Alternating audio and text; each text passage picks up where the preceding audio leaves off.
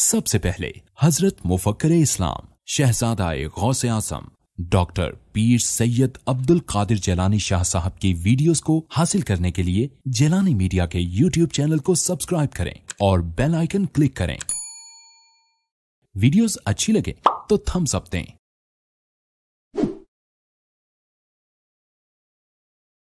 خصوصاً علی محمد المصطفیٰ وعلی آلہ واصحابہ اولی الصدق والصفاء، اما بعد فقد قال اللہ تبارک وتعالی جل جلالہ فی القرآن المجید والفرقان الحمید۔ سبحان اللہ۔ اعوذ باللہ من الشیطان الرجیم، بسم اللہ الرحمن الرحیم۔ انما ولیکم اللہ ورسولہ والذین آمنوا الذین یقیمون الصلاة ویؤتون الزکاة وهم راکعون۔ صدق اللہ مولانا العظیم وبلغنا رسولہ النبی الکریم ونحن علی ذلک من الشاہدین والشاکرین والحمد للہ رب العالمین۔ الصلاة والسلام علیکم سیدی یا رسول اللہ وعلا آلہ وصحبہ یا حبیب اللہ۔ الصلاة والسلام علیکم یا سیدی یا رسول اللہ وعلا آلہ وصحبہ یا حبیب اللہ۔ معزز علماء کرام، محترم حاضرین، سب سے پہلے تو میں اپنی اس کوتاہی کی معافی چاہوں گا کہ بہت دیر سے آیا ہوں۔ آپ کو اتنی کوفت دینے کا مجھے کوئی حق نہیں ہے، مگر میں کچھ لکھ رہا تھا۔ جب کسی موضوع پر معلومات ترتیب پا رہی ہوں، کتابیں سامنے ہوں، تو اس میں کئی سو کتاب کی انوالومنٹ ہو، تو پھر دوبارہ معلومات کو، سوچوں کو ایک خاص ضابطے کے مطابق ترتیب دینا خاصا مشکل کام بن جاتا ہے۔ اس لیے میں نے چاہا کہ وہ باتیں جو اس وقت میرے ذہن میں تھیں، جو کتابیں میرے سامنے تھیں، میں ان کو ترتیب وار کسی جگہ درج کر دوں۔ گو میں وہ ساری باتیں درج نہ کر سکا۔ جس طرح ایک نالائق طالب علم حال میں جاتا ہے امتحان کے لیے، تو حال کے دروازے تک وہ اپنی کتاب کی آخری لائنیں پڑھتا چلا جاتا ہے۔ اس کا خیال ہوتا ہے کہ میں حال کے اندر داخل ہونے سے پہلے یہ سارا مضمون مکمل کر لوں گا، لیکن اس کی عدم لیاقت اور کوتاہی کے باعث وہ بیچارہ اپنے مضمون کو تشنہ تکمیل چھوڑ کر کے ہی دروازے سے داخل ہو جاتا ہے۔ آج میری پوزیشن بھی ویسے ہی رہی ہے۔ تو اب آپ اچھی طرح جانتے میں 73 برس کا آدمی ہوں۔ میں یہاں آ کے معمول کے مطابق وضو تازہ کر کے تو آپ سے بات کیا کرتا ہوں، لیکن آج جب انہوں نے کہا وضو تازہ کریں گے، میں نے کہا یار آگے دوستوں کو کافی کوفت دی ہے، تو اب بغیر وضو تازہ کیے ہی بات چلاتے ہیں۔ میں نے قرآن مجید کی ایک آیہ مبارکہ جس سورت نمبر 5 کی آیت نمبر 55 ہے، بعض قرآن مجید کے شماریات کو مصریوں کا طریقہ اور ہے، حجازیوں کا طریقہ اور ہے، پاکستانیوں کا طریقہ اور ہے، تو ایک ضابطے کے مطابق اس کے اعداد و شمار 55 بنتے ہیں۔ تو آیت نمبر 55 ہے، بعض نے 54 لکھا ہے، بعض نے 56 لکھا ہے۔ 12 سورہ مائدہ کی آیت ہے اور یہ کلمات ہیں اس کے جو آپ کے سامنے میں نے پڑھے ہیں۔ اللہ کریم فرماتے ہیں بجوز اس کے نہیں ہے، بجوز اس کے نہیں ہے۔ یہ پنجابی ادب میں، اردو ادب میں استعمال ہوتا رہتا ہے، مگر عالی علم اس میں سوچتے رہتے کہ کیا اس کا ترجمہ کریں۔ اگر اس کو آپ ایسا کریں کہ جزو اول کو مقصور بنا لیں، جزو ثانی کو مقصور علیہ بنا لیں، اور جزو ثانی کے ساتھ آپ لفظ صرف لگا لیں تو معنی صاف ہو جاتا ہے۔ بجوز اس کے نہیں ہے، یہ بجائے خود ایک پیچیدہ قسم کا جملہ بن جاتا ہے، سمجھ نہیں آتی بجوز اس کے نہیں کا کیا معنی ہے۔ اس کا معنی یوں اگر کریں کہ تمہارا کارساز صرف اللہ ہے، جزو اولاً ولیکم، جزو ثانی اللہ، جزو اول اور جزو ثانی کا فیصلہ کس طرح کرتے ہیں؟ مبتدا و خبر کے ذریعے سے کرتے ہیں، فعل یا فاعل کے ذریعے سے کرتے ہیں۔ جملے کے دو جزو ہوتے ہیں، جملہ اگر اسمیہ ہو تو مبتدا و خبر کی ترکیب ہوتی ہے، اور اگر وہ فعل فاعل کا جملہ فعلیہ ہو تو فعل اور فاعل کی ترکیب ہوتی ہے۔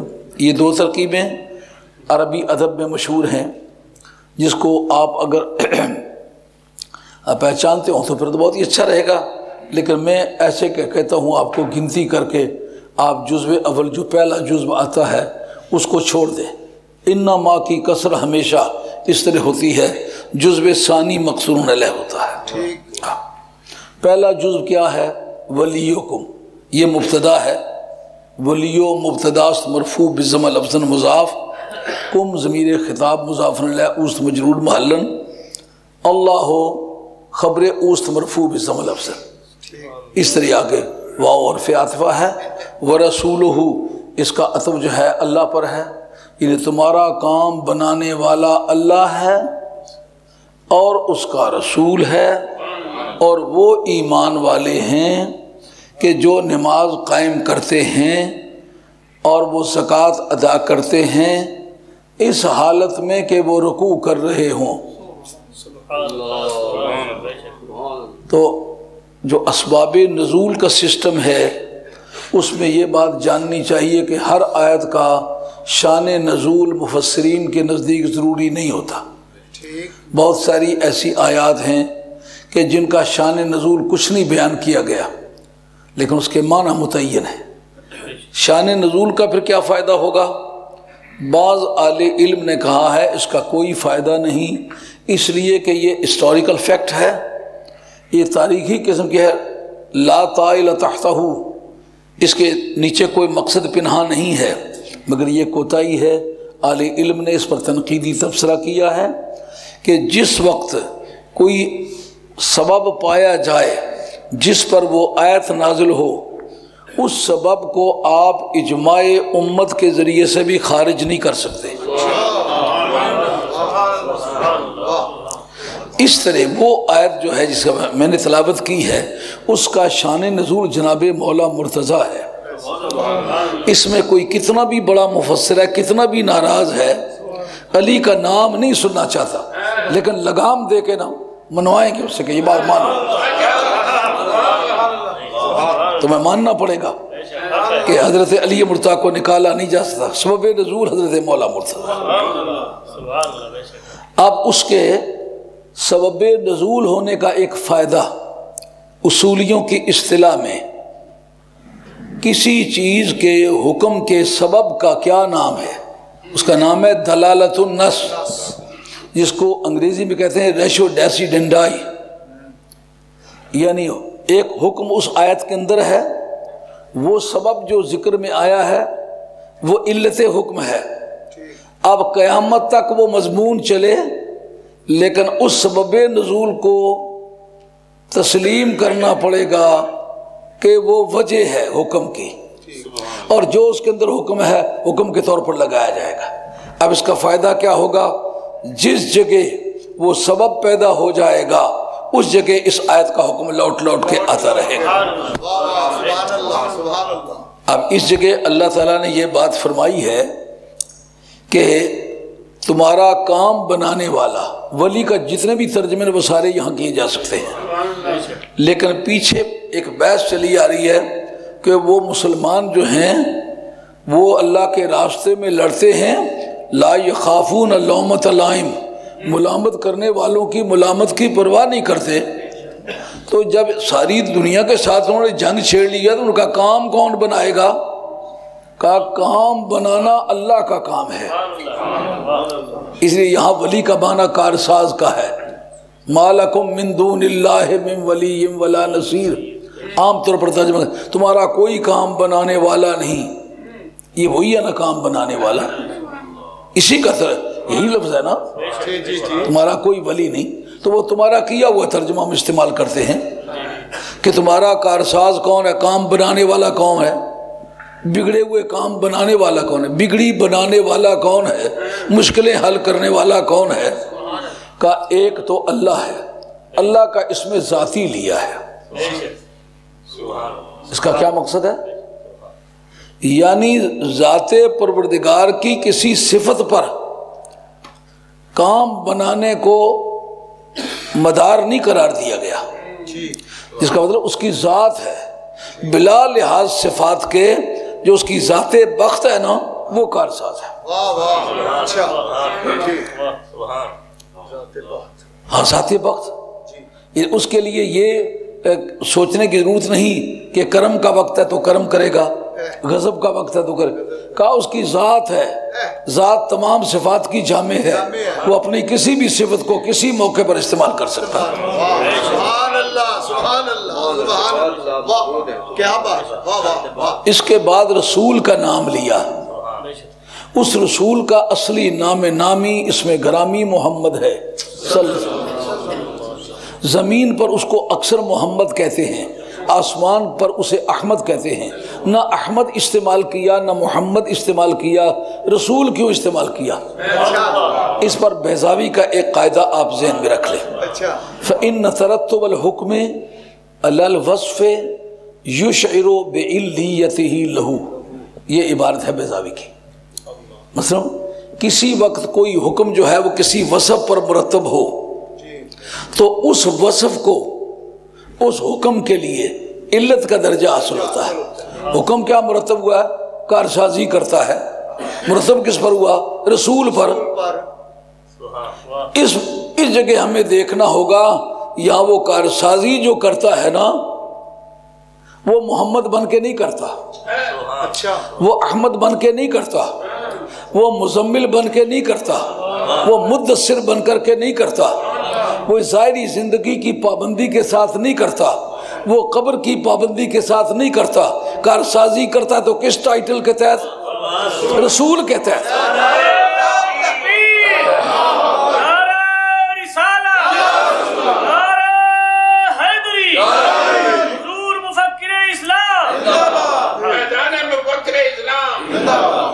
تمہیدی مقدمات میں نتیجے کی ایک دھندلی سی تصویر چھلکنے لگتی ہے تو آدمی بے ساختہ نعرے لگانے لگتا ہے، اس وقت مجھے کوفت ہوتی ہے مجھے نتیجہ نکالنے دے۔ حکم کیا کیا ہے کہ کام بناتا ہے، یہ حکم ہے، اور مرتب کس پر ہوا ہے؟ رسول پر۔ اس کا مطلب یہ ہے کہ کارسازی کا دار و مدار رسالت پر ہے۔ وہ کس کس کا کام بناتا ہے؟ کا جس جس کا وہ رسول ہے۔ رسول پوری کائنات کا ہے، اس لیے پوری کائنات کے کام سنوارنے کی خدا نے اس کو صلاحیت عطا فرمائی ہے۔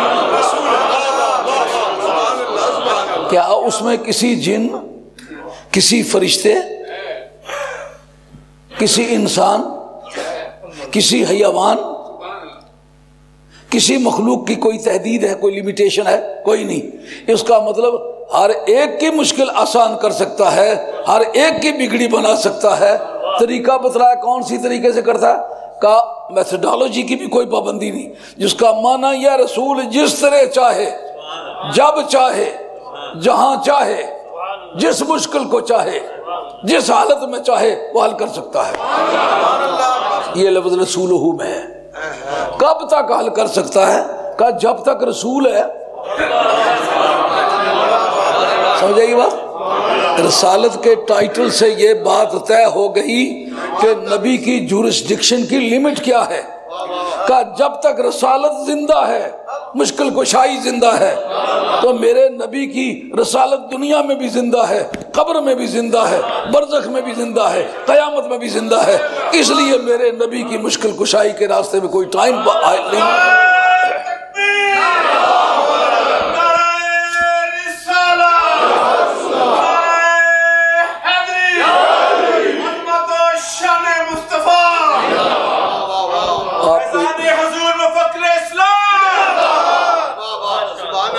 آپ کو یہ جان کے بڑی حیرت ہوگی کہ عید والے دن میں نے بڑی تیز قسم کی چائے کسی نے پلائی، لیکن پیاس لگی ہوئی تھی، میں کوئی اپنے کام میں اس طرح مصروف تھا کہ یہ فیصلہ نہ کر سکا کہ میں چائے پی چکا ہوں۔ فوراً اوپر فریج سے پانی لایا گیا، وہ میں نے پی لیا،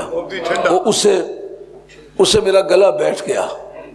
تو یہ ہے کہ حیدری بلڈ کا آدمی ہوں، جب گرمیاں افکار پیدا ہو جاتی ہے تو پھر یہ گلے کا بیٹھنا کا قدر کم ہو جاتا ہے، لیکن اب صحت کی طرف آ رہا ہوں۔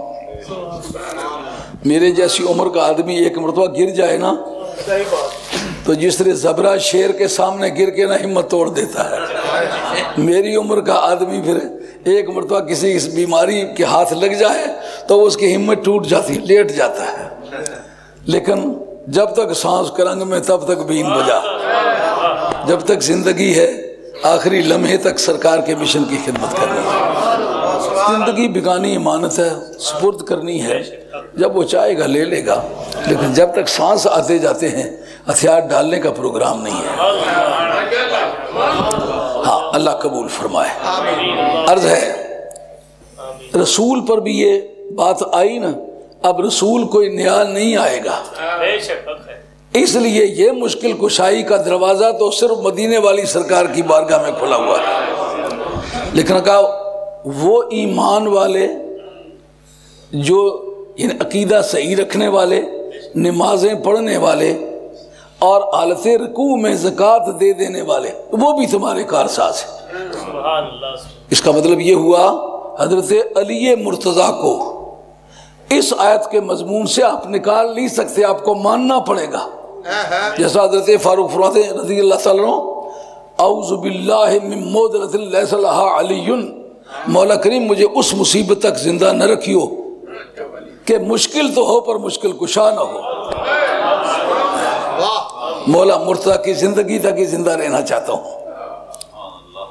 اب پوری امت مل کے یہ چاہے کہ علی کو مشکل کشا نہ کہا جائے، یہ خیال است و محال است و جنوں، یہ اس کی پاگل پنی ہے، ایک ایسے کام کے پیچھے لگا ہوا ہے جس کا انجام کچھ نہیں ہے۔ جس کو رب کا ارساز بنائے تو اسے روکے گا کس طرح؟ آپ اگر کوئی کہے جناب یہ حضرت حیدر قرار پر بند ہے، اس کے بعد کوئی مشکل کشا نہیں ہوگا، رب نے اس جگہ حکم کو صفت پر مرتب کیا ہے۔ اس کا مطلب یہ ہوگا قیامت تک صحیح عقیدے والے لوگ جو علی کے پیچھے چلنے والے ہوں گے، جن کا عقیدہ ٹھیک ہوگا، نمازیں پڑھتے ہوں گے اور سخی ہوں گے، کنجوس مکھی چوس نہیں ہوں گے۔ کچھ لوگ ایسے صوفیہ دیکھے ہیں کہ کنجوسی ان پر ختم ہے، اگر یہ بزرگی ان کی ہوتی نا تو خاتم الاولیاء ان کا ٹائٹل ہوتا، کنجوسی بھی اگر کوئی بزرگی ہوتی تو ان کا ٹائٹل خاتم الاولیاء ہوتا، مگر یہ ایسا موذی قسم کا کام ہے۔ میں آج بھی مطالعہ کر رہا تھا امام نسائی کی خصائص مرتضیٰ، اس کے اندر لکھتے ہیں کہ کافر بھی جتنا سخی ہوگا اتنا اس کے عذاب میں تخفیف ہوگی۔ کافر کے حالت کفر میں کوئی فائدہ نہیں پہنچتا، لیکن سخی کو سخاوت کا فائدہ پہنچتا ہے۔ تو اللہ کریم نے فرمایا کہ یہ علی پر بند نہیں، آئندہ بھی علی کے پیروکار پیدا ہوں گے اور اس میں ان کی پارٹنرشپ ہوگی۔ حسن ہوگا تو وہ کرے گا، حسین ہوگا تو وہ کرے گا، زین العابدین ہوگا تو وہ یہ کام کرے گا، امام محمد باقر ہوگا تو وہ یہ کام کرے گا، امام جعفر صادق ہوگا تو وہ عقیدہ بھی صحیح ہے، نمازی بھی ہے، سخی بھی ہے، غوث پاک بھی اسی سلسلے کا ایک مسافر ہے، عقیدہ اس کا صحیح ہے، عمل اس کا صحیح ہے اور سخی ہے، تو وہ بھی مشکل کشائی کا کام کرے گا۔ اور ان لوگوں کی پیروی میں قیامت تک زمرہ ہے اولیاء اللہ جو ہیں وہ آئیں گے تو وہ مشکل کشائی کریں گے اور مشکل کشائی کا ذوق انہیں دیا جائے گا۔ سمجھ آ گئی یہ بات کہ یہ حضرت حیدر قرار کے خصائص میں سے نہیں ہے کہ صرف وہ مشکل کشائی کریں گے، بلکہ حضرت غوث الثقلین، ہندوستان کی مشہور بات ہے، ہندوستان میں ہندو لوگ ہمیں 11ویں دیا کرتے تھے، کئی لوگوں کو اس وقت احتجاج ہے ہم 11ویں کھاتے ہیں، وہ 11ویں کھاتے تو اپنے باپ کی کھاتے ہیں، تم بتاؤ کس رشتے سے کھاتے ہو؟ غوث پاک کے تو تم منکر ہو، اولاد غوث کے تم دشمن ہو. کتنی بدروی ہے کہ حضرت غوث الثقلین کی عظمتوں کا منکر ہے. 8 تراویحیں پڑھنے والے کے مرید.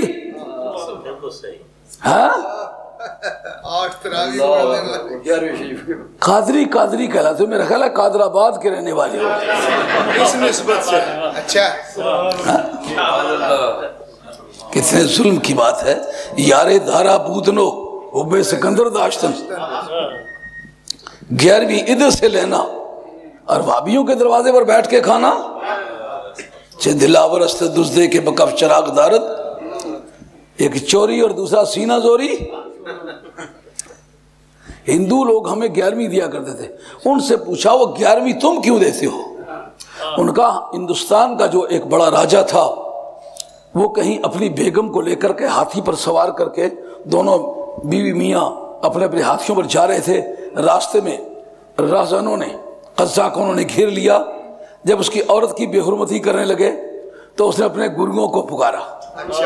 پہلے اس نے کہا زیور میں اتار کے دے دیتا ہوں لیکن میری اہلیہ کی بے حرمتی مت کرو. لیکن حوث کو پاس ناموس سے وفا کیا،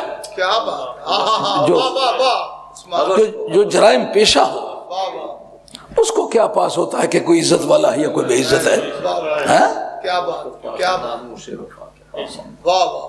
اس سے نظریاتی دہشت گردوں کو بھی دیکھو نا، ان کو بھی دیر و حرم کی تمیز نہیں کہ کس کے باپ کا صدقہ لے کر ساری زندگی کھایا ہے. ان کو یہ حیا نہیں آتی.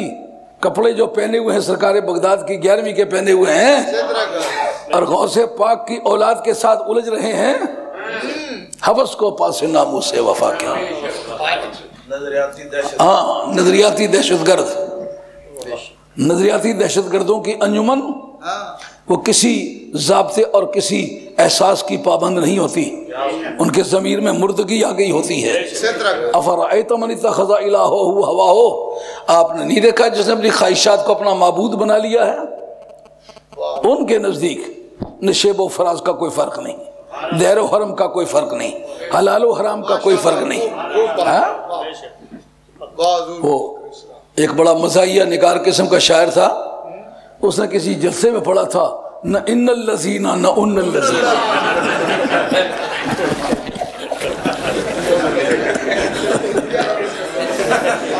نہ ان الذین نہ ان الذین زکاتاں زکاتاں کڑل الذین.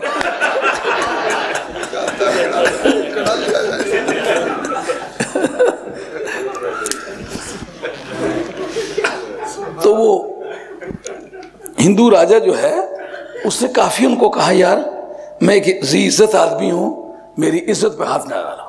تمہارا مقصد تو پیسوں سے ہے، میں خود زیور اتار کے دیتا ہوں. لیکن انہوں نے کچھ نہ مانا. تو وہ اپنے گروہوں کو پھر پکارنے لگا کہ میں اس وقت تنہا ہوں. تو یہ بہت سارے قزاق ہیں، پوری گینگ ہے، ان کے پاس جنگی ہتھیار بھی ہیں، کیا کروں؟ اس وقت اس کی بیگم بولی. ان کا سنا بغداد میں ایک بزرگ رہتے ہیں، اگر کوئی دکھیا انسان ان کو پکارے وہ مدد کرتے ہیں. کہا ان کے پکارنے کا طریقہ کیا ہے؟ کہا کچھ 11ویں مان دو اور کہو یا غوث الثقلین اس وقت دکھ میں ہوں، میری مدد فرماؤ. جب تک میں زندہ ہوں، میری نسل زندہ ہے، میرے خاندان کے اور میرے ماننے والے لوگ دنیا میں زندہ ہے، ان کو ہدایت کر جاؤں گا کہ آخری لمحے تک وہ آپ کی 11ویں باضابطہ ہر مہینے دیا کرے. یہ کہا فضا میں ایک تلوار اترتی دکھائی دی، ڈز کر کے لگی اس قزاق کی گردن پر جس نے ہاتھ ڈالا ہوا تھا. ہاتھ وہیں کا وہی رہ گیا، گردن وہ جا لگی. بعد میں انہوں نے بھاگنا چاہا لیکن جتنے بھی قزاق تھے سب کے سر اڑا دیے. اس وقت پھر اس نے ہمارے خاندان کے لوگوں کو تلاش کیا کہ وہ کہاں رہتے ہیں. تو پھر اس نے تمام ہندوؤں کو ہدایت کی کہ ان کو 11ویں دیا کرو. یار ہم 11ویں کھاتے ہیں تو ہمارے باپ کی یادگار ہے، تم کیا لگتے ہو؟ تم کیوں کھاتے ہو؟ یہ جو ہے نا کارسازی کا سلسلہ، پہلا باعث اس کا حضرت علی بنے ہیں، نماز پڑھ رہے تھے. یہ کس نے لکھا ہے؟ ابو بکر جساس نے لکھا ہے، احکام القرآن کے اندر لکھا ہے، جس کا سن وفات 370 ہے، 2 واسطوں کے ساتھ امام ابو حنیفہ کا شاگرد ہے، اپنے وقت کا امام ابو حنیفہ ثانی مانا جاتا ہے۔ تمام جتنے بھی مفسرین ہیں بالاتفاق لکھیں گے، اس میں کوئی اختلاف نہیں کر سکے گا۔ اختلاف کرنے والوں نے کیا کیا کہ جی اس روایت کا شیعہ کو فائدہ پہنچتا ہے، اس لیے اس روایت کو ضعیف کہو۔ یہ کس بیوقوف نے تمہیں پڑھایا ہے کہ جس روایت کی کوئی شان حضرت مولا مرتضیٰ کو پہنچتی ہو وہ صرف حضور کی شان ہونے کی وجہ سے کمزور ہے؟ اس کا معمل تلاش کرو۔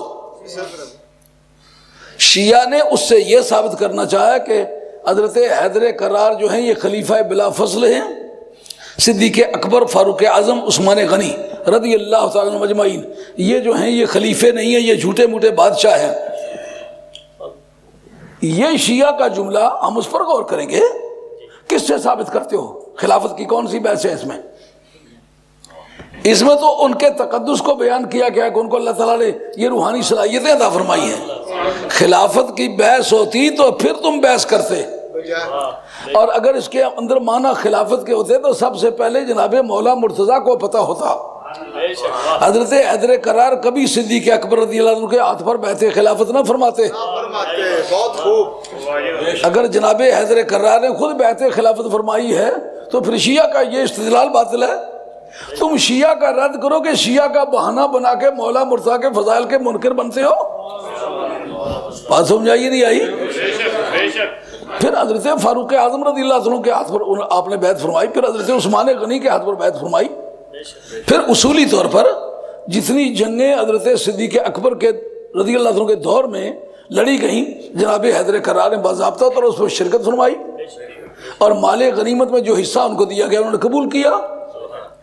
اگر ان کو وہ خلیفہ نہ سمجھتے تو بیعت نہ کرتے، ان کے ساتھ لڑائیوں میں شریک نہ ہوتے، انہوں نے مال غنیمت دیا تھا اس کو حرام سمجھتے، لیکن زندگی کے ایک لمحے میں بھی آپ کی بارگاہ میں چند بنو امیہ کے لوگ نام لینا مناسب نہیں سمجھتا، وہ حاضر ہوئے، ان کا آپ خلفائے راشدین کے خلاف جنگ چھیڑیں، حضرت صدیق اکبر کو ایک دن میں ان کا تختہ الٹ دیں گے۔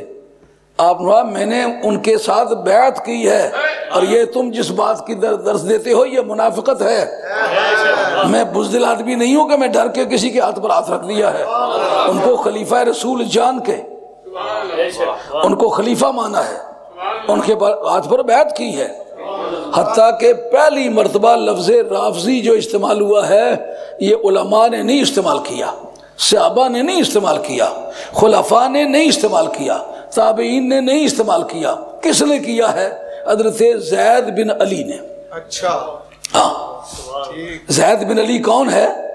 امام ابو حنیفہ کے مرشد کا نام ہے، حضرت امام زین العابدین کے صاحبزادے کا نام ہے، حسین کے پوتے کا نام ہے۔ کربلا شریف کے بعد پہلا جو اپوزیشن لیڈر ہے یہ اس کا جملہ ہے۔ امام حنیفہ نے جس کو اپنا پیر مانا ہوگا معمولی آدمی ہوگا؟ جو استاد ابو زہرہ نے مسند امام زید پر تبصرہ کیا ہے، اس کا ترجمہ تفسیر کی ہے، اس کے اندر باقاعدہ لکھا ہے کہ حضرت امام ابو حنیفہ رضی اللہ عنہ کے مرید بنے، اور تا دم آخری ان کے عقیدے کے بھی پابند رہے، ان کے عمل کے بھی پابند رہے۔ آپ سے کہا گیا کہ آپ ان کے حق میں ان کے خلاف فتویٰ دیں کہ وہ باغی ہیں، فرماتے ہیں انا من شیعتہ ہی، میں تو اس کے شیعہ میں سے ہوں۔ ہاں، آج تم نے یہ لفظ بنا لیا ہوا ہے ایک الزام ہی، ہاں، یہ تمام علامہ مومن مصری شبلنجی نے نور الابصار فی مناقب آل بیت نبی المختار کے اندر لکھا، ابن کثیر نے البدایہ والنہایہ کے اندر لکھا، ابن اسیر نے اپنے کامل کے اندر لکھا، ہماری جتنے بھی شیعہ کے رد میں کتابیں لکھی ہیں کہ سب کے اندر یہ حوالہ موجود ہے۔ امام ابو حنیفہ معمولی آدمی تو نہیں ہے نا، کہتے آتیتہ 30,000 درہم، میں نے ان کو 30,000 درہم بطور نذرانے کے دیے ہیں کہ آپ اس اپنی جنگی مہم میں میری طرف سے شریک کریں، میں اس وقت عمر رسیدہ آدمی ہو گیا ہوں، وگرنہ میں آپ کے ساتھ شریک ہوتا لڑائی میں۔ جس زمانے میں 3 درہموں پر گائے ملی ہے ان دنوں میں 30,000 درہم امام حنیفہ نے ان کو نذرانے کے طور پر بھیجا۔ یہ لفظ رافضی کس طرح استعمال ہوا؟ ان کے ساتھ جو مددگار تھے، یہ کالی بھیڑیں تو ہر ریوڑ میں شریک ہو جایا کرتی ہیں نا، انہوں نے کہا کہ تم صدیق اکبر کو، فاروق اعظم کو تبرہ بھیجو تو ہم تمہارا ساتھ دیں گے۔ انہوں نے کہا میں استغفر اللہ کہتا ہوں، تمہیں بھی کہتا ہوں توبہ کرو۔ وہ نبی پاک علیہ السلام کے وفادار جان نثار ساتھی ہیں، اور میرے بزرگوں نے ان کو خلیفہ جان کے ان کے ہاتھ پر بیعت کی ہے۔ انہوں نے کہا پھر ہم تو ساتھ نہیں دیں گے۔ فَأَنْتُمُ الرَّوَافِضُ، تم ساتھ چھوڑنے والے ہو، عہد شکنی کرنے والے ہو۔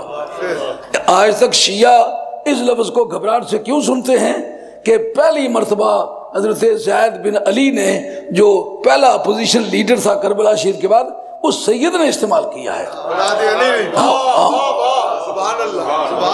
تو پہلے وفا کا کام کس نے کیا ہے؟ اولاد علی نے کیا ہے۔ ان کے مرید ہیں حضرت امام حنیفہ رضی اللہ تعالیٰ۔ اس کا مقصد یہ ہے کہ جس علی کے خون نے خلفائے راشدین کی عزت کو تحفظ مہیا کیا ہے، اس کی شان میں کوئی آیت آتی ہے تو بہانہ بناتے ہوئے شیعہ کو فائدہ پہنچتا ہے۔ اگر یہی بات چل نکلے کہ جی فلاں فلاں جو معجزات بیان ہوئے ہیں قرآن مجید میں، عیسیٰ علیہ السلام کے معجزات ہیں، ان کو قرآن سے نکال دو کیونکہ ان کے بیان کرنے سے عیسائیوں کو فائدہ پہنچتا ہے، کیا یہ عذر قابل قبول ہوگا؟ کیا جواب ہے جناب؟ موسیٰ علیہ السلام کے معجزات قرآن مجید میں آئے ہیں، ان کے بیان کرنے سے یہودیوں کو یقیناً فائدہ پہنچتا ہے، تو کیا اس بہانے کی بنیاد پر ان کو قرآن مجید سے نکالنے کی اجازت ہے؟ ان کو چھپانے کی اجازت ہے؟ کتنے ظلم کا جملہ ہے یار، شیعہ کو تو فائدہ پہنچے، تجھے کیوں فائدہ نہ پہنچے؟ تو دشمن علی ہے؟ سمجھ آئیے بات کی نہیں آئی؟ یہ جس طرح میک ٹھک جاتی ہے، اس طرح یہ سر میں جس طرح یہ ہیمر بجے اس وقت پتہ چلتا ہے تو یہ بہانہ کیوں کرتا ہے تو دشمن علی ہے۔ جیسا کہ حضرت صدیق اکبر رضی اللہ عنہ کی شان بیان کرو، مقالات الاسلامیین، امام ابو الحسن اشعری، صفحہ جلد نمبر 2 صفحہ نمبر 147، اس کے اندر وہ بیان کرتے ہیں کہ جو جتنے بھی خارجی تھے وہ جس طرح بغض علی میں انتہا کو پہنچے ہوئے تھے، اس طرح حب شیخین میں بھی انتہا کو پہنچے ہوئے تھے۔ حضرت علی کے نام کی ہر نسبت اور ہر تعلق کو برا سمجھتے تھے، لیکن ادھر شیخین کو خدا نہیں کہتے تھے، باقی ادھار نہیں چھوڑتے تھے۔ اب اگر کوئی بہانہ بنائے او جی حضرت صدیق اکبر اور فاروق اعظم کی شان بیان کرتے ہو تو اس کا فائدہ خارجیوں کو پہنچتا ہے، کیا جواب ہوگا؟ وہ سنی ہے تو، ان کے فضائل سے تجھے کیوں فائدہ نہیں پہنچتا؟ اگرچہ خارجی راضی ہوتا، ابھی کر کے دیکھیں، سرکار کے فضائل بیان کرو گے تو یہ گنجے سروں والے سرکار کے فضائل سے گھبرائیں گے، صدیق اکبر کی شان بیان کرو، فاروق واہ واہ واہ واہ واہ واہ واہ واہ واہ، سمجھو؟ یہ کٹ پتلیاں رات کو پہلے طے کرتے ہیں، آپ نے کہنا ہوگا شیعہ کافر، وابی کافر، اور میں ساتھ کہوں گا واہ واہ واہ واہ واہ واہ واہ واہ۔ تو جب جوتوں کی برسات ہوگی اس وقت آپ بھی دم دبا کے بھاگنا، میں بھی دم دبا کے بھاگنا۔ کیا خوبصورت پروگرام ہے، نہیں تو برد و میدان میں نکلو، اب بات کرو۔ دشمن نے تمہارا دروازہ جوتے سے کٹکھٹایا ہے، مرد بنو۔ نہیں میں نے یہ بات تو نہیں کی تھی، وہ تو نے بات تو نہیں کی تھی، وہ وہ وہ وہ وہ کیوں کرتے تھے؟ سمجھ آئیے باتیں، سمجھ پڑتی ہے نہیں پڑتی؟ اب اس بات کا اندازہ ہو گیا نا کہ اس جگہ حضرت حیدر کرار کی شان بیان ہوئی ہے کہ وہ مشکل کشائی کا کام کرتے ہیں، لیکن علی مرتضیٰ کا نام لیا جاتا ہے، یہ ان کی اسپیشلٹی ہوتی، ان کا نام نہیں لیا گیا، وصف بیان کیا گیا۔ معلومہ اس وصف کے اندر حضرت حیدر کرار کے ساتھ آئندہ لوگ شریک رہیں گے، ان کو اللہ آج اگر آپ اولیاء اللہ کے پاس جائیں گے تو یہی آیت جو حضرت مولا بات سمجھ میں آئی ہے۔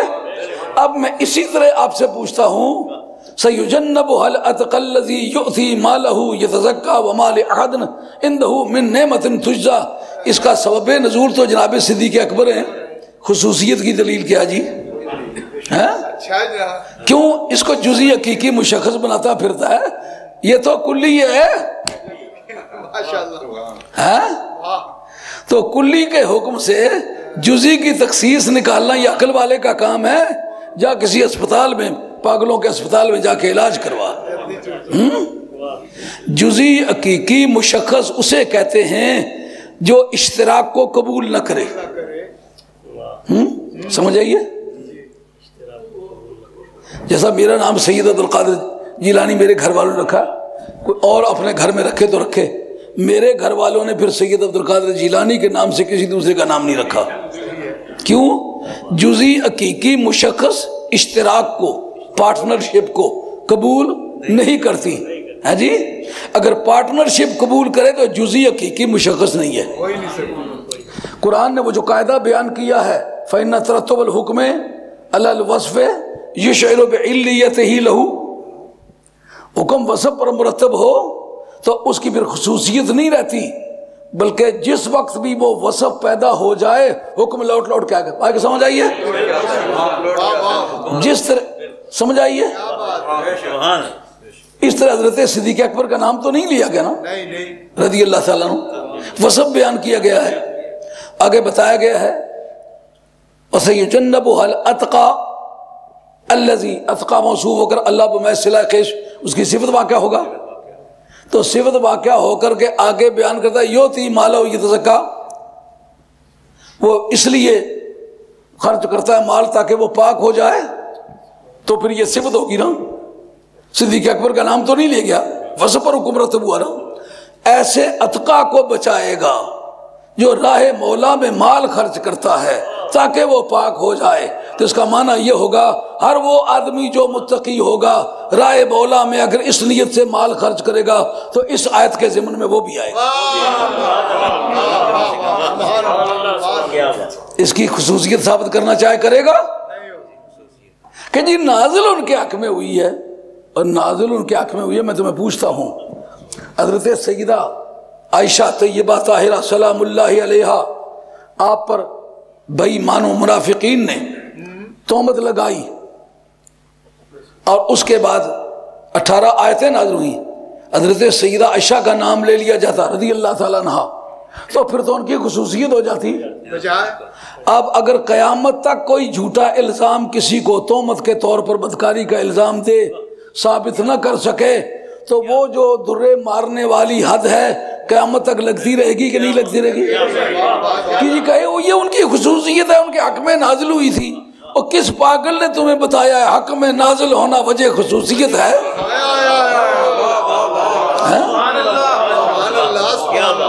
بچوں کے سامنے باتیں کرتے ہو، وہ وقت ان قریب آنے والا ہے جب قوم تمہارے گریبان پہ ہاتھ رکھ کے پوچھے گی ہمیں خصوصیت بتاتے رہے ہو، خصوصیت کی گراؤنڈ بتاؤ۔ جس طرح حضرت علی کی شان بیان کرتے وقت وصف بیان کیا کہ ایمان والے ہوں گے، نمازی ہوں گے، حالت رکوع بے زکوٰۃ دے دیں گے، وہ مشکل کشائی کریں گے، تو حضرت علی مرتضیٰ کی خصوصیت اس لیے نہ رہی کہ یہ وصف بیان کیا گیا۔ جب یہ وصف پیدا ہو جائے گا تو وہ حکم لوٹ کے آئے گا۔ اس جگہ بھی حضرت صدیق اکبر کا اس میں گرامی نہیں لیا گیا، بلکہ کہا کیا گیا کہ اس اتقا کو اس نارے جہنم سے بچایا جائے گا کہ جو اللہ کے راستے میں مال خرچ کرتا ہے تاکہ وہ پاک ہو جائے۔ تو ہر وہ متقی جو اللہ کے راستے میں طبیعت کی حاضری آگے پیچھے ہو رہے، کوئی حساب راستے میں چھوڑ کے آئے ہیں، یہ ایک بڑی مشکل ہوتی ہے۔ پیسے گننے والا آدمی میرے سامنے جب بیٹھے مجھے پتہ چلتا ہے کہ میں بات اس سے کر رہا ہوں، یہ اس اپنے حساب کو جوڑ رہا ہے۔ میں نے کافی زمانہ سائیکالوجی پڑھائی ہے، اس لیے طبیعت کی پوری حاضری کے ساتھ بیٹھنا ہے۔ ریسپانسو ایٹیٹیوڈ اتنا پور ہو، اتنی باریک بات بتلا رہا ہوں، اگر فلی اٹینٹیو نہ ہو تو بات تو پھسل جائے گی۔ بات سمجھ آ رہی ہے؟ جو قاعدہ حضرت حیدر کرار کی عدم خصوصیت کے لیے بیان کیا، وہی قاعدہ حضرت صدیق اکبر رضی اللہ عنہ کی ذات کے پاک کے بارے میں عدم خصوصیت کا قاعدہ بنے گا کہ نہیں بنے گا؟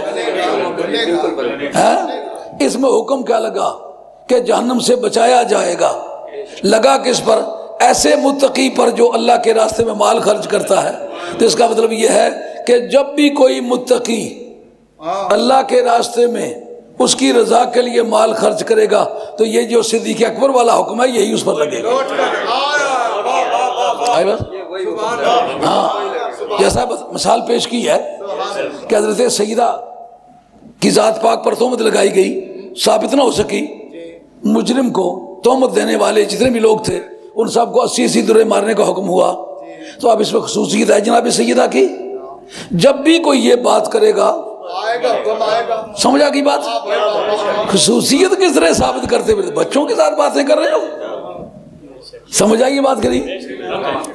حضور کے صحابی ہیں، بیوی سے زہار کر دیا ہے، شان نزول یہ ہے، اس کو کہیں اریاں دیکھا، بیوی میاں تھے، وہ آدمی اپنے آپ کو کنٹرول نہ کر سکے، اس سے اختلاط جنسی کر لیا۔ اسلام نے کہا کہ کفارہ زہار دینا پڑے گا۔ اب آج کی تاریخ اگر کوئی اپنی بیوی سے زہار کرے، تیری پشت میری ماں کی طرح ہے، میری ماں کی پشت کی طرح، یہ آدمی کوئی مثال کے طور پر کہے تو یہ زہار بنتا ہے۔ اگر اس قسم کو توڑے تو اس کو کفارہ زہار ادا کرنا پڑے گا۔ اب کیا شان نزول اس کا وہ صحابی مکرم ہے؟ تو اب اگر کوئی آج زہار کرے تو کہیں گے جی ان کی خصوصیت ہے۔ آج بھی کفارہ زہار علماء کرام بیٹھے ہوئے ہو، کفارہ زہار اس کو ادا کرنا پڑے گا کہ نہیں؟ شان نزول تو سبب تخصیص نہیں ہوتا، پاگلوں کے ساتھ باتیں کرتے ہو۔ حضور کے ایک صحابی ہیں، بیوی کو تہمت دی کہ تو بدکاری تم نے کی، اس نے کہا میں نے نہیں کی۔ سرکار کی بارگاہ میں کیس پیش ہوا، سرکار نے کہا کہ تم لیان کرو، ایک دوسرے پر لعنت کرو، اگر میں جھوٹا ہوں خدا مجھ پر لعنت کرے، میں خدا کو گواہ کر کے کہتا ہوں کہ میں سچا ہوں۔ بیوی اپنے طور پر یہی بات کہے، اس کا نام ہے لیان۔ جب دونوں جماعتیں مل کے لیان کریں تو حکم یہ ہے کہ ان میں سپریشن کر دو۔ اچھا، یہ ڈائیورس جو ہے یہ عدالت کی طرف سے ہوگی۔ سرکار نے ان دونوں کو کہا لیان کرو، دونوں نے لیان کیا۔ یہ نہیں، مرد کہتا ہے اگر میں اس کو تہمت لگانے میں جھوٹا ہوں تو خدا کی مجھ پر لعنت ہو۔ بیوی کہتی ہے اگر میں نے یہ کام جو میرا خامند مجھے کہہ رہا ہے اگر میں نے کیا تو خدا کی مجھ پر لعنت ہو۔ لیان ہوا، اس کے بعد ان کے درمیان سپریشن ہو گئی۔ آج اگر کوئی مرد اپنی بیوی کو یہ الزام دے کہ فلاں کے ساتھ اس نے بدکاری کی ہے، گواہ مانگے جائے، ثابت نہ ہو سکے، اب اس کو وہ جو 80 کوڑے حد قذف ہے وہ نہیں ماری جا سکے گی، کیونکہ سرکار نے خامد کو نہیں ماری۔ اب جناب اصولی طور پر کیا ہوگا؟ لیان کرنا پڑے گا۔ کیا یہ کوئی کہہ سکتا ہے جناب یہ تو خصوصیت ہے اس صحابی کی، ان کے حق میں نازل ہوئی، سبب نزول وجہ تخصیص نہیں ہوتا؟ سمجھے بات؟ اسی طرح حضرت صدیق اکبر کی شان میں الاتقا والی جو آیت ہے یہ اس کی وجہ تخصیص کوئی نہیں ہو سکتی۔ قیامت تک جو آدمی اس راستے پر چلے گا اس کو بھی اتقا کہا جائے گا، اور اس کو بھی جو شان حضرت صدیق اکبر رضی اللہ عنہ کو دی گئی ہے یہ اس میں شریک ہوگا۔ آئی بات خیال شیف میں؟ نہیں بات سمجھ آئی؟ بہت اچھی طرح سمجھ نہ آئے تو ایسی تحصیل کروں سمجھ کے۔ ہاں، اب جناب اس کو بناتے ہیں صغرا، جس کا حکم معلوم کرنا ہو، انگریزی میں اس کو کہتے ہیں مائنر پریمس، جو حکم بتانے کا کام کرے اس کو کہتے ہیں میجر پریمس۔ صغرا یہ ہے کہ حضرت صدیق اکبر رضی اللہ عنہ پیسے خرچ کیے تھے، کافی سارے غلام آزاد کیے تھے، اور اللہ تعالیٰ ان کا یہ مرتبہ اللہ نے ان کو دیا کہ ان کو اللہ جہنم سے دور رکھے گا، ٹھیک ہے، لیکن کبرا کیا ہے؟ یہ اس اتقا کا جو مقام ہے اس کے بارے میں کچھ اور معلوم کرنا چاہتے ہیں، وہ کیا کریں؟ کہا ان اکرمکم عند اللہ اتقاکم، تم سب میں زیادہ بزرگ وہ ہے جو اتقا ہے۔ کہا اتقا تو صدیق اکبر ہیں، اس لیے تم سب میں زیادہ فضیلت والے وہ ہوں گے۔ ان کی فضیلت کی کروڑہا دلیلیں ہیں، ان سے وہ ثابت ہوگی ان کی افضلیت۔ ان آیتوں کے ذریعے سے فضیلت ثابت کرنا مرد نادہ کا کام ہے، بڑی ذمہ داری سے کہتا ہوں۔ کیوں؟ جس طرح وہ کہتے ہو اتقا صرف حضرت صدیق اکبر ہے، پہل انہوں نے کر لی ہے۔ دیکھیں گے ان اکرمکم بھی آیت ہے، اس کا شان نزول کیا ہے؟ یہ بھی دیکھنا پڑے گا۔ جو سب سے زیادہ بزرگ اس کو تسلیم کرنا پڑے گا تمہارے قول کے مطابق، جس کے حق میں وہ پہلی مرتبہ نازل ہوئی ہے۔ کیوں بھائی؟ اس پر پورے عالم اسلام کی جو تفاسیر ہیں اس پر متفق ہیں۔ جب سرکار نے مکہ فتح فرمایا، فتح مکہ کے موقع پر سرکار دو عالم نے کہا حضرت بلال کو کہ مکے کی کعبہ شریف کی چھت پر چڑھ کے اذان کہیں۔ جب اذان کہی تو ایک کافر بولا، انہوں نے کہا محمد صلی اللہ علیہ وسلم کو اس کالے کوے کے بغیر کوئی آدمی ہاتھ نہیں آیا، ایسے اذان کلوائی ہے۔ جب یہ جملہ بولا تو نبی پاک علیہ السلام نے عتاب بن اسید کو گورنر وہاں کا بنایا تھا۔ انہوں نے کہا شکر ہے میرا باپ اس سے پہلے مر گیا، وگرنہ وہ تڑپ کے مر جاتا۔ یہ غیر مسلم تھا۔ یہ ان دنوں کی تحقیقات ہیں جن دنوں وہ کہتے تھے کہ اسلام نے لوگوں کے ساتھ جبر کیے ہیں۔ سرکار نے فتح مکہ کے بعد ایک غیر مسلم کو سرکار نے پکڑ کے گورنر بنایا، بتایا کہ سرکار نے غیر مسلموں کے حقوق کا بھی سرکار نے خیال کیا ہے۔ اور عثمان بن طلحہ جس نے سرکار کو دھکے مار کے کبھی کعبہ شریف کے اس کمرے سے نکالا تھا، وقت آیا سرکار نے وہ چابی اپنے ہاتھ میں لے لی، فرمایا اب بتا اب تیری کیا رائے ہے؟ وہ بات جو کبھی میں نے تم سے کہی تھی نا کہ آج تم مجھے دھکے دے رہے ہو، کبھی وقت آئے گا مکے کی حکومت کا تاج میرے سر پر ہوگا، چابی میرے ہاتھ میں ہوگی، جس کو میں دینا چاہوں گا اس کے ہاتھ میں رہے گی۔ عثمان بن طلحہ بھی مسلمان نہیں ہوئے، بعد میں مسلمان ہوئے۔ نے پوچھا وہ چابی کہاں؟ ان کا یہ رہی، اور وہ وقت یاد کر کہ یاد آ گیا۔ ان کا اب بتا تیرے ساتھ کیا سلوک ہونا چاہیے؟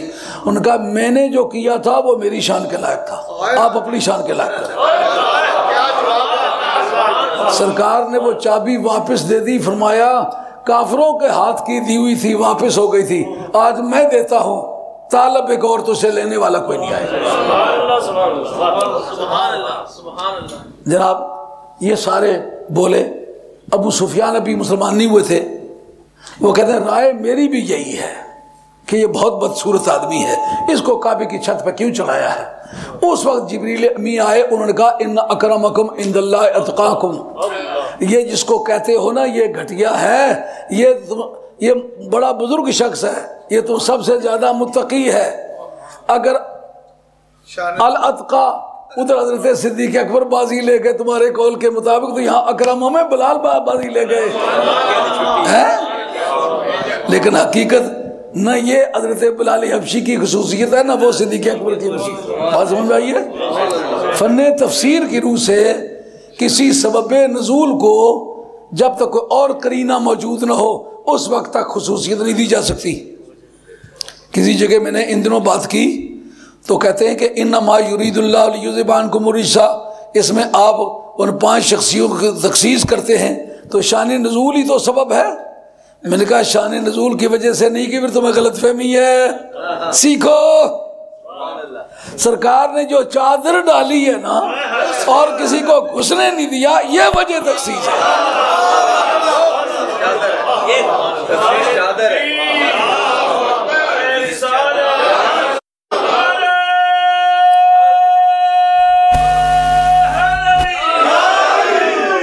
اور یہ بات میں اپنی طرف سے نہیں کہتا، فن کہے گا۔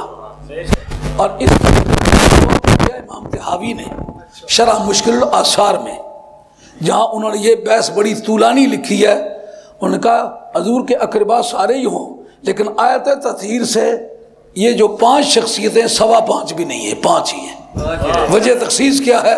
کہا چادر میں 5 کو لیا ہے، باقی کسی آئی بات خیال میں؟ اس بات کا نام خدا پرستی نہیں ہے کہ جو جی میں آئے کہتا جائے، جو آن ریکارڈ ہے بات اس کی کرو۔ آئی بات سمجھیں؟ اچھا اب جناب علی مرتضیٰ کی شان کو روکنے کے لیے مختلف بہانے کہتے ہیں۔ حضرت علی جو ہیں یہ تو صحابہ میں سے ایک معمولی آدمی، رضی اللہ تعالی عنہ کرم اللہ وجہہ الکریم، اور ٹائٹل لگاتا ہے، اصل میں اس اپنی خباثت کو چھپانا چاہتا ہے۔ بخاری کا متن ہے اس کے اندر حضرت عبداللہ ابن عمر رضی اللہ عنہ کہتے ہیں کہ کننا نخیر بین اصحاب النبی صلی اللہ علیہ وآلہ وسلم، حضور کے صحابہ میں ہم ترتیب مراتب پر گفتگو کیا کرتے تھے. ہم کیا کرتے تھے؟ کننا نخیر ابا بکر ثم عمر ثم عثمان ثم نسکت. ہم کہا کرتے سب سے افضل حضرت صدیق اکبر ہیں. جی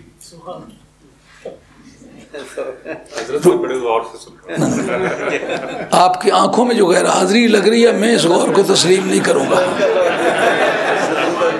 ایسا جیسا ٹیلی فون کی بیٹری جو ہے نا فلیٹ ہو گئی ہو، اسے اوپر سے دباؤ تو کچھ نہیں نکلتا، اس طرح لگتا ہے. حاضر رہیں بالکل. اور دیکھیں میری یہ ساری ٹیپ ہو رہی ہیں، اس کو اگر میں چھپانا چاہوں چھپا نہیں سکتا، اور اگر کوئی چھپانے کی چیز ہو تو میں اتنا دھڑلے سے بیان بھی نہ کروں. معاملہ میں نے گانٹ کے رکھا ہوا ہے، اس لیے بیان کرتا ہوں کہ مجھے پریشانی نہیں ہے کہ کوئی کیا کہے گا. اگر کوئی کہے گا دیکھنا اشر کیا ہوگا اس کا. اللہ کو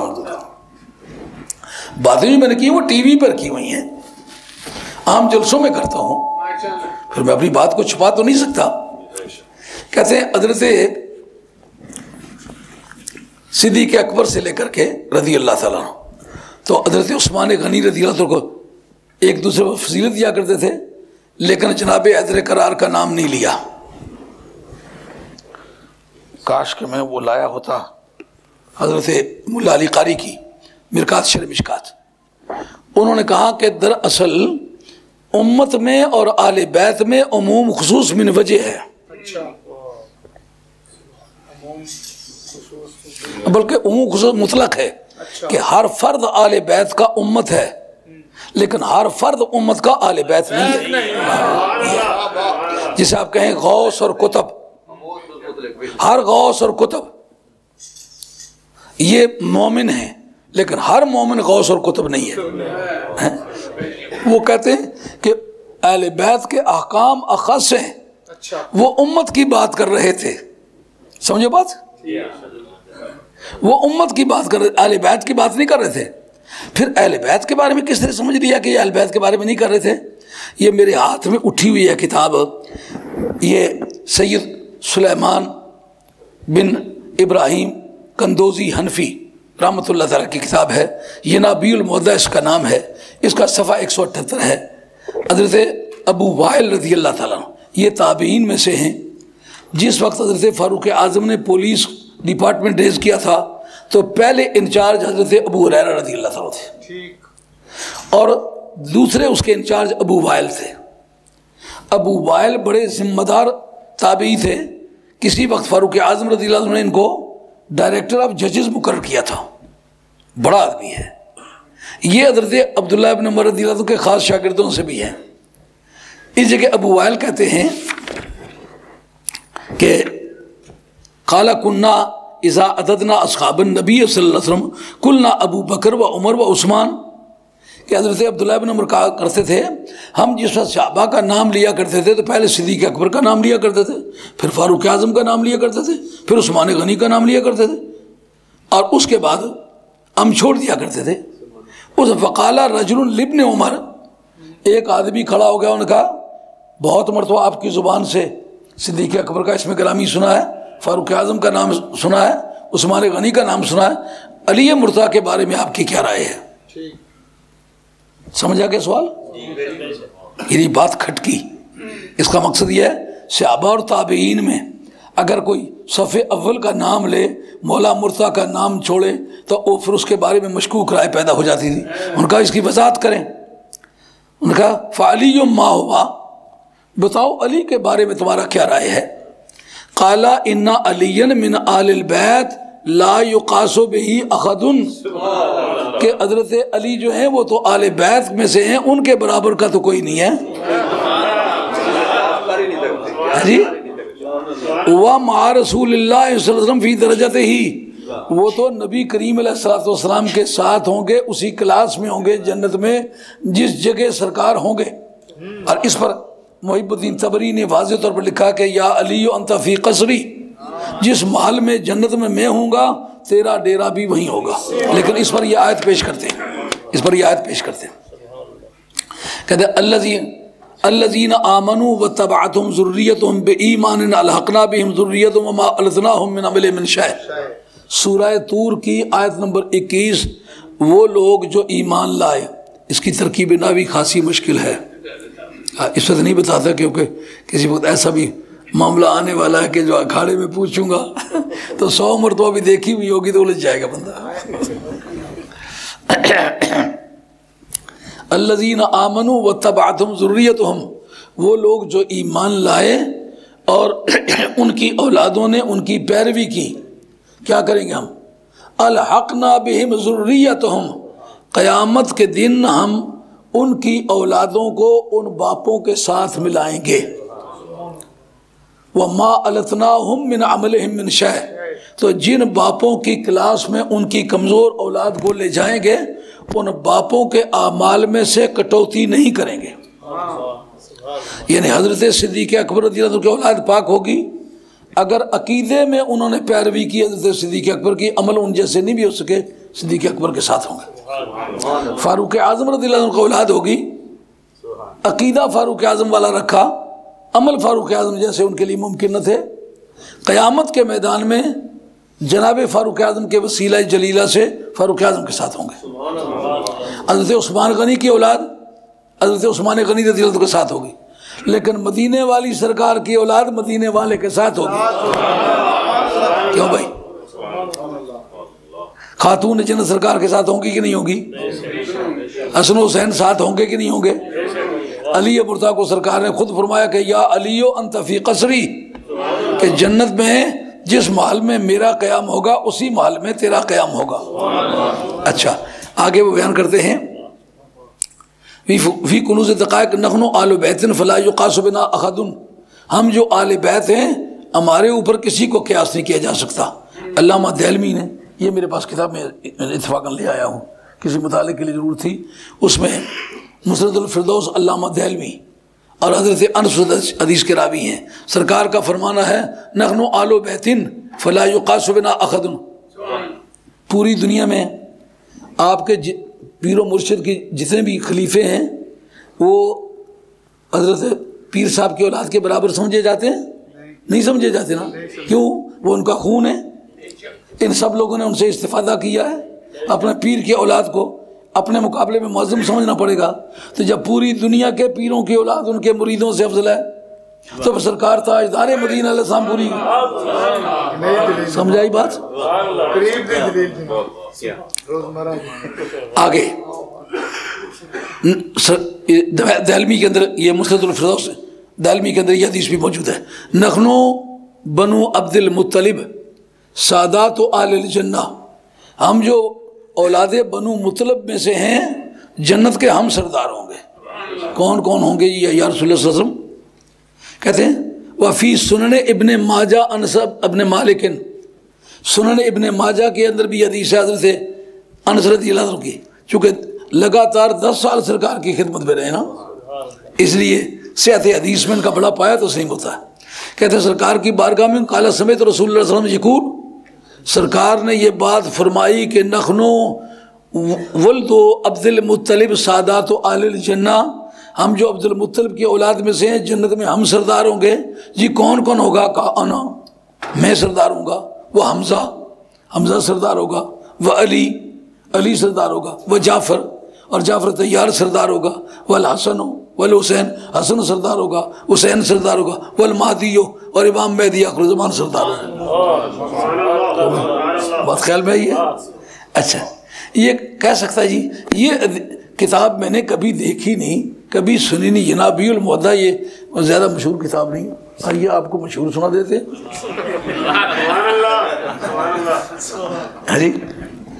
ابن جوزی یہ مناقب امام احمد حنبل لکھے جی، صفحہ 163 ہے.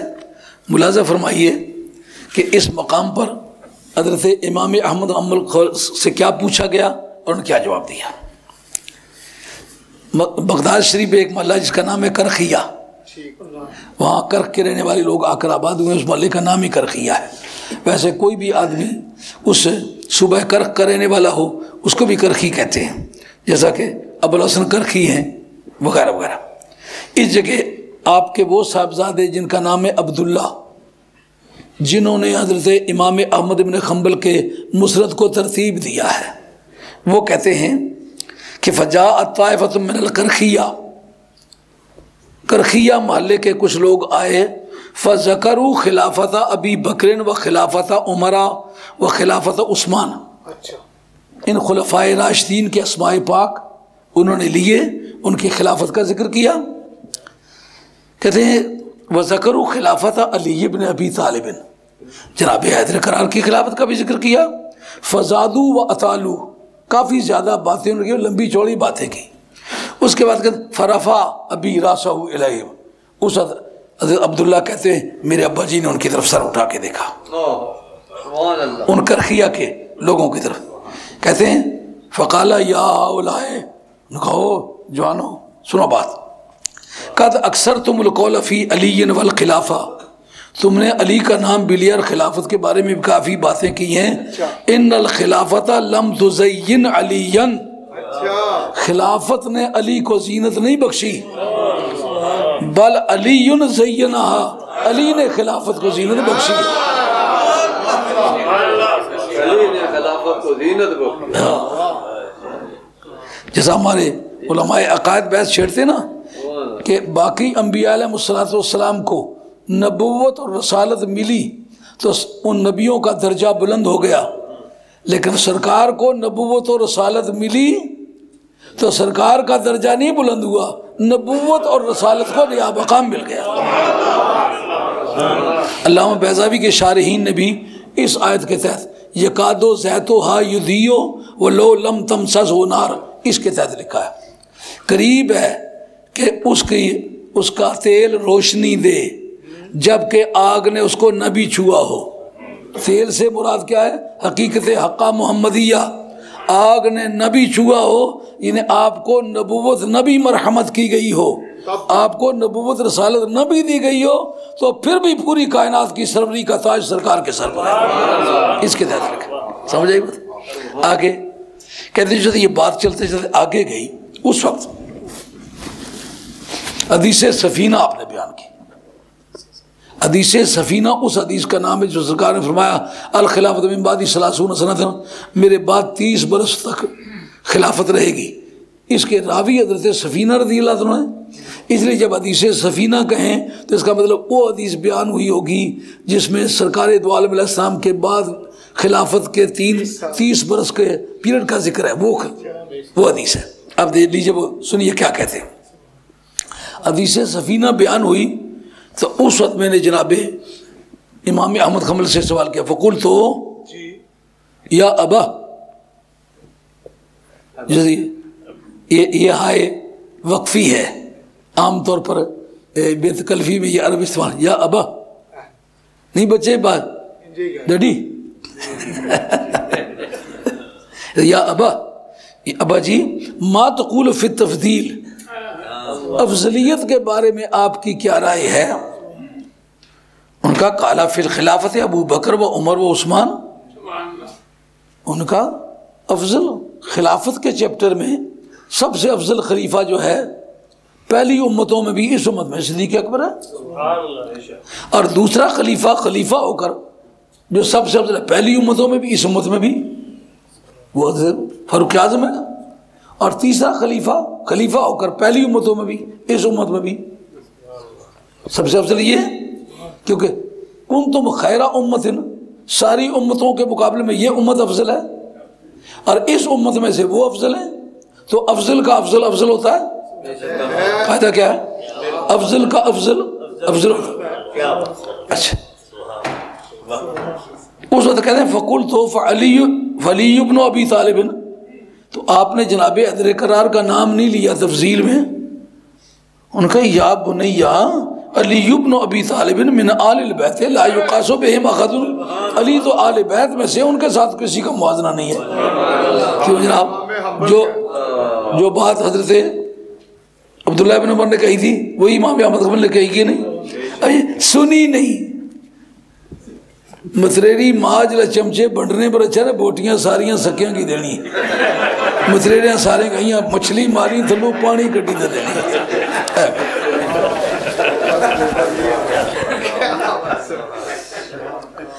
یا اب 1.25 گھنٹہ بول چکا ہوں، بقیہ مضمون انشاءاللہ مولانا کے ڈیرے پر کل بری میں ہوگا، تو اس کی باقی تفصیلات وہاں عرض کریں گے اور انشاءاللہ دلچسپ ہوگی۔